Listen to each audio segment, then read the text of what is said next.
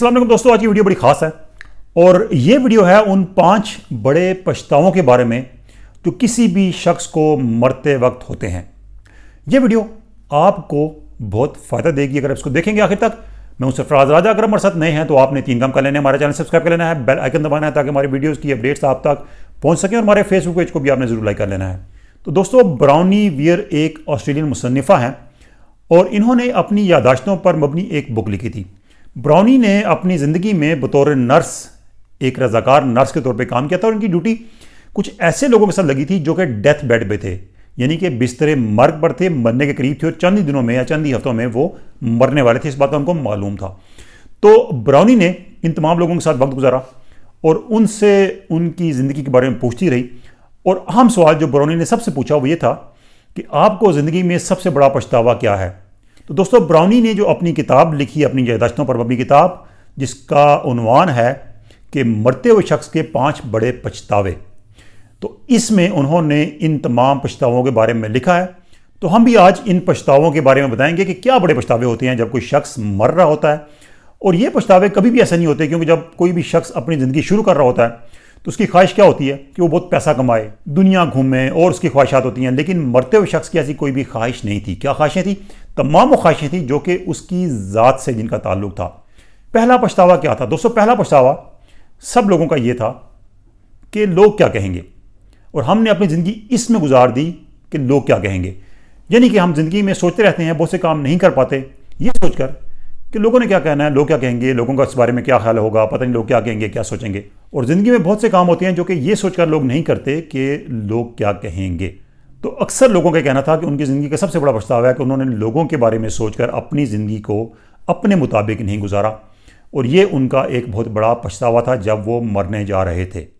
दूसरा बड़ा पछतावा दोस्तों ये था कि लोगों का कहना था कि उन्होंने बहुत ज़्यादा मेहनत की, यानी कि उन्होंने अपने काम पर बहुत ज़्यादा टाइम सर्व किया, अपने आप को, अपनी फैमिली को इग्नोर किया, और जितना उनको काम करना चाहिए था, जितनी मेहनत करनी चाहिए थी अपनी जॉब के लिए या दीगर कामों के लिए, वो उन्होंने उससे बढ़ के किया और उनकी फैमिली सफ़र हुई और उनकी अपनी ज़ात सफ़र हुई।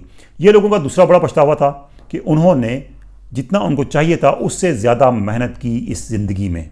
तीसरा बड़ा पछतावा दोस्तों ये था कि मरने वाले कहते थे कि उन्होंने ज़िंदगी में अपने आप को खुल के एक्सप्रेस नहीं किया, उन्होंने अपनी बात का इजहार नहीं किया, उन्होंने अपने वालिदैन से, अपने प्यारों से, जिनसे उनको लगाव था, उन्होंने इस बात का इजहार नहीं किया कि वो उनसे कितना लगाव रखते हैं और वो उनके लिए कितने इंपॉर्टेंट है, कितने अहम है। ये बातें उनके दिल में ही थी और इस बात का उन्होंने उनको अपने इजहार के ज़रिए आगाह नहीं किया कि उनकी अहमियत उनकी ज़िंदगी में क्या है। ये बहुत बड़ा लोगों का पछतावा था कि वो कहते थे कि उन्होंने खुलकर अपने आप को एक्सप्रेस नहीं किया। तो एक और पछतावा दोस्तों जो लोग समझते थे वही था कि उन्होंने अपनी करीबी दोस्तों के लिए, अपने दोस्तों के लिए टाइम नहीं निकाला, उनके साथ राब्ते में नहीं रहे।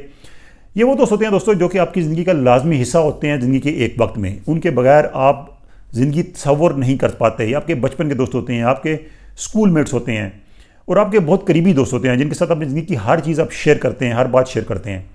और जब आप अमली ज़िंदगी में जाते हैं तो आप उनको भूल तो नहीं जाते, लेकिन यह है कि उनसे बहुत ज़्यादा राब्ते आपके कम हो जाते हैं, फासले बढ़ जाते हैं और आखिरी वक्त पछतावा ये होता है कि आपने अपने उन दोस्तों के साथ राब्ता नहीं रखा जिस तरह आप रख सकते थे। तो इसलिए ये एक बहुत बड़ा पछतावा बनता है बाद में कि आप अपने करीबी दोस्तों से, उन दोस्तों से जिनके बगैर आपकी ज़िंदगी कभी नामुकम्मल थी, आप दूर होते चले गए इसलिए कि आपने उनसे राब्ता नहीं रखा। एक और पछतावा जो सबका ये था वो ये था कि उन्होंने अपने आप को खुश नहीं रखा।